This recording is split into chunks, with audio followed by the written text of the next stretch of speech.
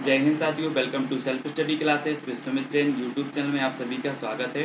दोस्तों, पर्यावरण से संबंधित हमारी जो निरंतर टेस्ट सीरीज चलती है शाम को 6:30 बजे, उसी में आज का वीडियो बहुत ही महत्वपूर्ण है। हमारी वन लाइनर टेस्ट सीरीज चल रही है ना। तो दोस्तों, वीडियो को लाइक जरूर करें और इस प्रकार से सब्सक्राइब का बटन दिया होगा तो सब्सक्राइब कर लें और बेल आइकन को दबाते हुए ऑल पर आपको क्लिक करना है, ठीक है ना। और आपको जो है फटाफट से उत्तर बताना है। वन लाइनर प्रकार के प्रश्न होंगे। Self study classes with Sumit Jain YouTube channel नीचे दिख रहा होगा, इस पर क्लिक करेंगे आप तो पूरी का पूरा चैनल खुलेगा और प्ले लिस्ट में जाकर के आप पूरे वीडियो का लाभ उठा सकते हैं। आज का हमारा प्रश्न है, मूलतः परिवार के कितने प्रकार हैं। मूलतः परिवार के प्रकार बताना है, कितने प्रकार के होते हैं। तब आपको फटाक से उत्तर बताना है और उत्तर आपका हो जाएगा 2 प्रकार के होते हैं। मूलतः आकार के आधार पर अगर बात होती है तो परिवार के 2 प्रकार के होते हैं। एक तो होता है संयुक्त परिवार और एक होता है एकल परिवार, है ना। तो 2 परिवार के आपको याद रखना है। मानव रुधिर वर्ग की खोज सर्वप्रथम किस वैज्ञानिक ने की थी। प्रश्न क्रमांक 2 का उत्तर हमें बताना है। मानव रुधिर वर्ग की खोज सर्वप्रथम किस वैज्ञानिक ने की थी। तो प्रश्न क्रमांक 2 और आपका जो राइट आंसर हो जाएगा दोस्तों वो हो जाएगा लैंडस्टीनर ने, ठीक है। मानव रुधिर वर्ग की खोज की थी लैंडस्टीनर। पत्तियों पर सिराओं द्वारा बनाए गए डिजाइन को किस नाम से जाना जाता है। पत्तियों पर सिराओं द्वारा बनाए गए डिजाइन को किस नाम से जाना जाता है। प्रश्न क्रमांक 3 का उत्तर हमें बताना है। तब आपका राइट आंसर होगा दोस्तों सिरा विन्यास। क्या कहा जाता है इसे, सिरा विन्यास के नाम से जाना जाता है। अगला क्वेश्चन देखो, एनवायरोनेर शब्द किस भाषा से लिया गया है। सभी को बताना है एनवायरोनेर शब्द जो है वो किस भाषा से लिया गया है। प्रश्न क्रमांक 4। तब आपका बिल्कुल सही आंसर होगा फ्रेंच। किस भाषा से लिया गया है, फ्रेंच भाषा से लिया गया है, ठीक है। अगला है दोस्तों आपका चिपको आंदोलन की शुरुआत कब हुई। प्रश्न क्रमांक 5, चिपको आंदोलन की शुरुआत कब हुई। तब आपका बिल्कुल सही आंसर होगा 1973 में। कब हुई, 1973 में चिपको आंदोलन की शुरुआत हुई। किस वर्ष एजेंडा 21 शुरू किया गया। प्रश्न क्रमांक 6 का उत्तर हमें बताना है। किस वर्ष एजेंडा 21 शुरू किया गया। जब आपका बिल्कुल सही आंसर होगा 1992 में। कब किया गया, 1992 में एजेंडा 21 शुरू किया गया। नेक्स्ट है ताप, मृदा, प्रकाश पर्यावरण के किस घटक के अंतर्गत आते हैं। ताप, मृदा, प्रकाश पर्यावरण के किस घटक के अंतर्गत आते हैं। प्रश्न क्रमांक 7 का उत्तर आपने पढ़े होंगे। पर्यावरण के प्राकृतिक घटक होते हैं, कृत्रिम घटक होते हैं, है ना। तो प्राकृतिक में भी भौतिक होते हैं कुछ, तो आपको बताना है। तब आपका राइट आंसर क्या हो जाएगा, भौतिक घटक के अंतर्गत आते हैं। ताप, मृदा, प्रकाश पर्यावरण के किस घटक के अंतर्गत आते हैं, भौतिक, ठीक है। अगला देखो, कंगारू के बच्चे को क्या कहा जाता है। प्रश्न क्रमांक 8 का उत्तर बताना है आपको। कंगारू के बच्चे को क्या कहा जाता है। तब आपका बिल्कुल सही आंसर क्या होगा, जोई। क्या कहा जाता है, कंगारू के बच्चे को कहा जाता है जोई, ठीक है। याद रख लेना जोई। अगला क्वेश्चन है, प्रकाश संश्लेषण क्रिया में पादपों के द्वारा वातावरण से कौन सी गैस अवशोषित की जाती है। प्रकाश संश्लेषण क्रिया में पादपों के द्वारा वातावरण से कौन सी गैस अवशोषित की जाती है। प्रश्न क्रमांक 9 का उत्तर हमें बताना है। तब आपका बिल्कुल सही आंसर होगा कौन सी गैस अवशोषित की जाती है, कार्बन डाइऑक्साइड, ठीक है। अगला क्वेश्चन है, पर्यावरण का अध्ययन जीव विज्ञान की किस शाखा में किया जाता है। पर्यावरण का अध्ययन जीव विज्ञान की किस शाखा में किया जाता है। प्रश्न क्रमांक 10। तब आपका बिल्कुल सही क्या होगा, पारिस्थितिकी। पर्यावरण का अध्ययन जीव विज्ञान की किस शाखा में किया जाता है, तो पारिस्थितिकी में किया जाता है, ठीक है। अगला क्वेश्चन है, चिपको वुमेन के नाम से किसे जाना जाता है। प्रश्न क्रमांक 11। चिपको वुमेन के नाम से किसे जाना जाता है। तब आपका राइट आंसर क्या होगा, चिपको वुमेन के नाम से जाना जाता है गौरा देवी को। किससे जाना जाता है, गौरा देवी। याद रख लेना है आपको, चिपको वुमेन के नाम से जाना जाता है गौरा देवी को। चिपको आंदोलन का मुख्य उद्देश्य क्या था। प्रश्न क्रमांक 12 का उत्तर, चिपको आंदोलन का मुख्य उद्देश्य बताना है हमें क्या था। तब आपका राइट आंसर होगा वनों में पेड़ों की कटाई को रोकना, ठीक है। प्रश्न क्रमांक 12 का उत्तर। अगला क्वेश्चन है दोस्तों, चेचक, रेबीज, पोलियो रोग किसके द्वारा फैलते हैं। प्रश्न क्रमांक 13 का उत्तर हमें बताना है। चेचक, रेबीज, पोलियो रोग जो है वो किसके द्वारा फैलते हैं। तब 13 का आपका बिल्कुल आंसर हो जाएगा विषाणु के द्वारा। ठीक है, विषाणु के द्वारा फैलते हैं। चेचक, रेबीज, पोलियो ये विषाणु के द्वारा फैलते हैं। पौधे नाइट्रोजन का उपयोग किस रूप में करते हैं? प्रश्न क्रमांक 14 का उत्तर हमें बताना है। पौधे नाइट्रोजन का उपयोग किस रूप में करते हैं? तो राइट आंसर क्या होगा? नाइट्रेट। किस रूप में करते हैं? नाइट्रेट के रूप में। पौधे जो है नाइट्रोजन का उपयोग करते हैं नाइट्रेट के रूप में। ठीक है, अगला है रेडियोधर्मी प्रदूषण को अन्य किस नाम से भी जाना जाता है? रेडियोधर्मी प्रदूषण को अन्य किस नाम से जाना जाता है? प्रश्न क्रमांक 15। तब आपका बिल्कुल सही आंसर क्या होगा? नाभिकीय प्रदूषण। किस नाम से जाना जाता है? नाभिकीय प्रदूषण के नाम से। रेडियोधर्मी प्रदूषण को अन्य किस नाम से जाना जाता है? तो नाभिकीय प्रदूषण। ठीक है, अगला है रेडियोधर्मी पदार्थों से कौन सी विकिरण उत्सर्जित होती है? प्रश्न क्रमांक 16। रेडियोधर्मी पदार्थों से कौन सी विकिरण उत्सर्जित होती है? तब आपका बिल्कुल सही आंसर होगा अल्फा बीटा गामा विकिरण।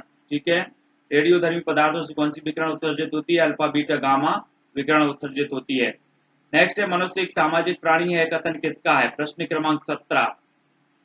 मनुष्य एक सामाजिक प्राणी है, यह कथन किसका है? तब आपका बिल्कुल सही आंसर क्या होगा? अरस्तु का। ठीक है, अरस्तु आपका सही हो जाएगा। अगला क्वेश्चन है विश्व पर्यटन दिवस कब मनाया जाता है? विश्व पर्यटन दिवस प्रश्न क्रमांक 18 का उत्तर बताना है। कब मनाया जाता है? तो राइट आंसर होगा 27 सितंबर। 27 सितंबर को विश्व पर्यावरण पर्यटन दिवस मनाया जाता है। ठीक है, 18 का उत्तर। नेक्स्ट है खास श्रृंखला में प्रथम है, तो खास श्रृंखला में प्रथम कौन है?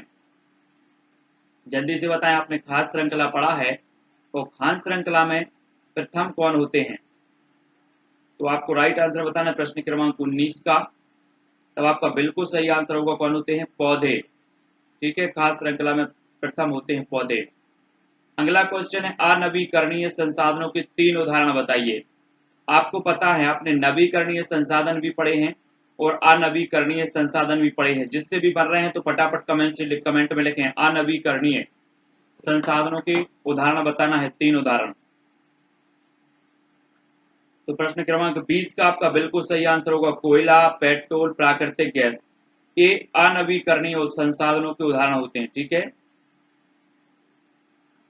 अगला क्वेश्चन है वसा का जल अपघटन किस एंजाइम द्वारा छोटी आंत में होता है?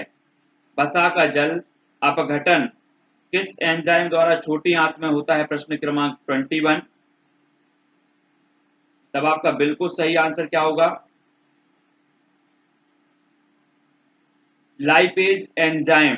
लाइपेज एंजाइम आपका सही होगा। ठीक है, नेक्स्ट है भूमंडलीय ताप वृद्धि को क्या कहा जाता है? प्रश्न क्रमांक 22 का उत्तर। भूमंडलीय ताप वृद्धि को क्या कहा जाता है? तो राइट क्या होगा? Global warming. भूमंडलीय ताप वृद्धि को कहा जाता है global warming. Green house gas कौन कौन सी है? ग्रीन हाउस गैस कौन कौन सी हैं? आप कोई 3 प्रकार की ग्रीन हाउस गैसों के नाम बताएं जल्दी से।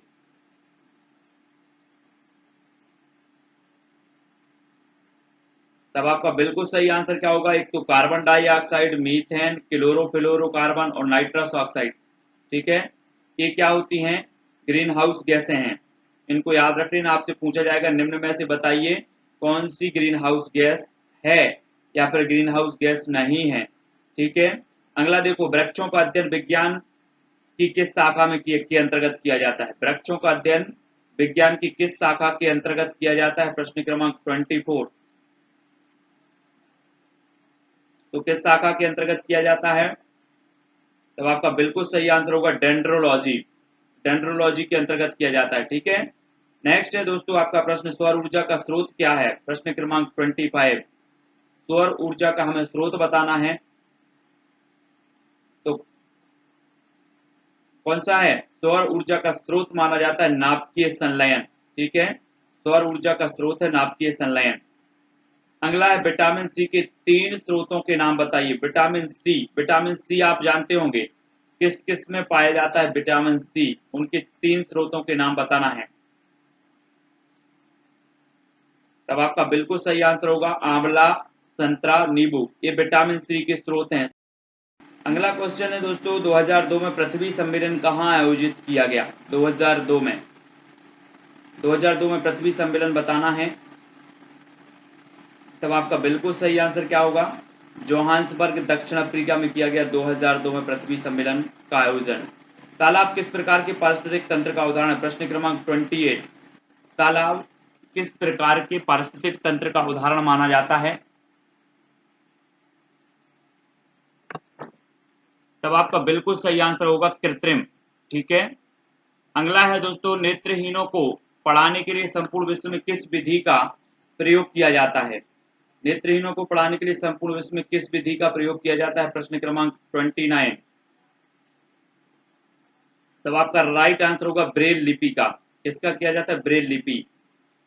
कुछ पक्षी हमारी तुलना में 4 गुना अधिक दूरी तक देख सकते हैं, वे पक्षी कौन कौन से हैं? आप बताएं। कुछ पक्षी हैं जो हमारी तुलना में 4 गुना अधिक दूरी तक देख सकते हैं, उन पक्षियों के नाम बताना है आपको। प्रश्न क्रमांक 30। तब आपका बिल्कुल सही आंसर होगा चील, बाज और गिद्ध। ये जो पक्षी होते हैं हमारी तुलना में 4 गुना अधिक दूरी तक देख सकते हैं। ठीक है। और चील से एक क्वेश्चन और पूछा जाता है कि सबसे ऊंचे वृक्ष पर घोंसला कौन बनाता है? वो बनाता है चील। ठीक है। अगला है साहब, ईवीएस संक्षेपण अर्थ में प्रयोग किया जाता है। ईवीएस संक्षेपण अर्थ में प्रयोग किया जाता है तो किसके अर्थ में प्रयोग किया जाता है?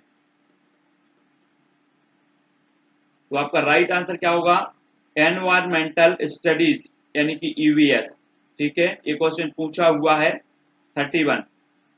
अगला क्वेश्चन है आपका दोस्तों, परिवार शिक्षा का कौन सा साधन है? औपचारिक या फिर अनौपचारिक? परिवार शिक्षा का कौन सा साधन है? आपको उत्तर बताना है प्रश्न क्रमांक 32 का। तब आपका बिल्कुल सही आंसर क्या हो जाएगा? अनौपचारिक साधन। ठीक है। परिवार शिक्षा का अनौपचारिक साधन है।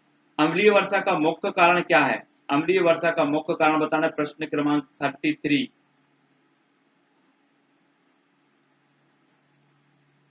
तब आपका बिल्कुल सही आंसर होगा सल्फर डाइऑक्साइड और नाइट्रस ऑक्साइड। ठीक है। ये अम्लीय वर्षा के मुख्य कारण माने जाते हैं। अगला क्वेश्चन है, विश्व प्रवासी पक्षी दिवस कब मनाया जाता है? विश्व प्रवासी पक्षी दिवस कब मनाया जाता है? प्रश्न क्रमांक 34। तब आपका बिल्कुल सही आंसर क्या होगा? 8 मई। 8 मई को विश्व प्रवासी पक्षी दिवस मनाया जाता है। ठीक है। 34 का आंसर। नेक्स्ट है, डीपीटी का टीका किस रोग के बचाव के लिए किया जाता है? डीपीटी का टीका किस रोग के बचाव के लिए किया जाता है? प्रश्न क्रमांक 35। तो आपका राइट आंसर होगा डिप्थीरिया रोग के बचाव के लिए डीपीटी का टीका दिया जाता है ना, तो डिप्थीरिया। अगला क्वेश्चन है दोस्तों, एनीमिया रोग किस तत्व की कमी से होता है? एनीमिया रोग किस तत्व की कमी से होता है? प्रश्न क्रमांक 36। तब आपका बिल्कुल सही आंसर होगा लोहे की कमी से। ठीक है। लोहे तत्व की कमी से एनीमिया रोग होता है। विश्व एड्स दिवस कब मनाया जाता है? प्रश्न क्रमांक 37। विश्व एड्स दिवस कब मनाया जाता है? तो राइट आंसर क्या होगा? 1 दिसंबर को। ठीक है। 1 दिसंबर को मनाया जाता है विश्व एड्स दिवस। वायुमंडल की ऊपरी परत को क्या कहते हैं? वायुमंडल की ऊपरी परत को बताना है। आपने वायुमंडल की 5 परतों को पढ़ा होगा। सबसे ऊपरी जो परत है उसे क्या कहा जाता है? तब आपका राइट आंसर होगा बहिर्मंडल। ठीक है। ऊपरी परत को कहा जाता है बहिर्मंडल। अगला है, वायुमंडल की सबसे निचली परत को क्या कहा जाता है? प्रश्न क्रमांक 39 का उत्तर हमें बताना है। तो राइट आंसर क्या होगा? तो वायुमंडल की 5 परतें हैं और 5 परतों में हमने देखा कि ऊपरी परत जो है वो बहिर्मंडल कहलाती है। सबसे निचली परत आपको बताना है जहां पर मौसम संबंधी घटनाएं भी होती हैं, तो वो परत कौन सी है? वो कहलाती है दोस्तों क्षोभ मंडल। ठीक है। ये वायुमंडल की सबसे निचली परत मानी जाती है। अगला क्वेश्चन है, वन्य जीव संरक्षण अधिनियम कब लागू हुआ? प्रश्न क्रमांक 40 का आंसर बताना है आपको। वन्य जीव संरक्षण अधिनियम कब लागू हुआ? जल्दी से कमेंट में लिखें। प्रश्न हो जाएगा दोस्तों, आपका उत्तर होगा 1972 में। ठीक है। वन्य जीव संरक्षण अधिनियम लागू हुआ 1972। अगला क्वेश्चन है केंद्रीय पर्यावरण इंजीनियरिंग अनुसंधान संस्थान कहाँ स्थित है? तो आपको बताना है केंद्रीय पर्यावरण इंजीनियरिंग अनुसंधान संस्थान कहां पर है? नीरी। जल्दी से बताएं। तो आपका बिल्कुल सही आंसर क्या होगा? नागपुर, महाराष्ट्र में। ठीक है, पर्यावरण अनुसंधान संस्थान भी कहां पर है? नागपुर में है। और केंद्रीय पर्यावरण इंजीनियरिंग अनुसंधान संस्थान भी नागपुर, महाराष्ट्र में है। अगला है मलेरिया का परजीवी है, तो मलेरिया का परजीवी कौन सा है? प्रश्न क्रमांक 42। तब आपका बिल्कुल सही आंसर होगा प्लाज्मोडियम। प्लाज्मोडियम जो होता है वो मलेरिया का परजीवी माना जाता है। ठीक है, 42 का आंसर। अगला है भारत में राष्ट्रीय खाद्य सुरक्षा योजना कब लागू हुई? भारत में राष्ट्रीय खाद्य सुरक्षा योजना कब लागू हुई? प्रश्न क्रमांक 43। तब आपका बिल्कुल सही आंसर होगा 20 अगस्त 2013 को। ठीक है, 20 अगस्त 2013 को भारत में राष्ट्रीय खाद्य सुरक्षा योजना लागू की गई। अगला है दोस्तों आपका क्वेश्चन पर्यावरण से संबंधित पारिस्थितिक विकास बाल योजना, विकास बाल योजना किस वर्ष अपनाई गई? तो पर्यावरण से संबंधित पारिस्थितिक विकास बाल योजना किस वर्ष अपनाई गई? 44 का आंसर। तो उत्तर हो जाएगा दोस्तों 1980 में। कब अपनाई गई? 1980। ठीक है, सिंघाड़ा किस प्रकार की जड़ का उदाहरण है? आपने सिंघाड़ा देखा होगा, तो एक किस प्रकार की जड़ का उदाहरण माना जाता है सिंघाड़ा? प्रश्न क्रमांक 45 का उत्तर। और आपका बिल्कुल सही आंसर क्या होगा? स्वांगी कारक। क्या है? ये जो सिंघाड़ी की जड़ है ना, ये स्वांगी कारक जड़ का उदाहरण माना जाता है सिंघाड़ा। 45 का उत्तर। तो दोस्तों इसी प्रकार से हमारे 45 जो प्रश्न है यहाँ पर खत्म होते हैं। सभी लोग वीडियो को लाइक जरूर करेंगे। इंस्टाग्राम से जुड़ने के लिए आप हमें फॉलो कर सकते हैं, Sumit Jain self study classes आप सर्च कर सकते हैं। ठीक है, और फेसबुक से जुड़ने के लिए सर्च कर सकते हैं सुमित जैन। ट्विटर से जुड़ने के लिए आप सर्च कर सकते हैं सुमित जैन। ठीक है, और टेलीग्राम ग्रुप से जुड़ने के लिए आप सर्च कर सकते हैं IAS स्टडी ट्रैक। और यूट्यूब चैनल तो सेल्फ स्टडी क्लासेस है। और व्हाट्सएप नंबर ये दिया है, तो व्हाट्सएप से भी आप हमसे जुड़ सकते हैं। कोई भी अगर कहीं भी आपको डाउट लगता है वीडियो में या किसी भी प्रकार से, तो आप व्हाट्सएप में भी मैसेज छोड़ सकते हैं। फेसबुक, इंस्टाग्राम कहीं से भी आप जो है पूछ सकते हैं। तो वीडियो को लाइक जरूर करें, और वीडियो को लाइक करके चैनल को सब्सक्राइब कर लें। अपने व्हाट्सएप और फेसबुक ग्रुप में अपने मित्रों तक शेयर जरूर करना है दोस्तों। इसी प्रकार से आपकी निरंतर जो है तैयारी चल रही है CTT एग्जाम की, रीट एग्जाम की, या फिर MP टेट ग्रेड 3 एग्जाम की। तो दोस्तों वीडियो को लाइक करके शेयर करें। आज के वीडियो के लिए बस इतना ही। जय हिंद।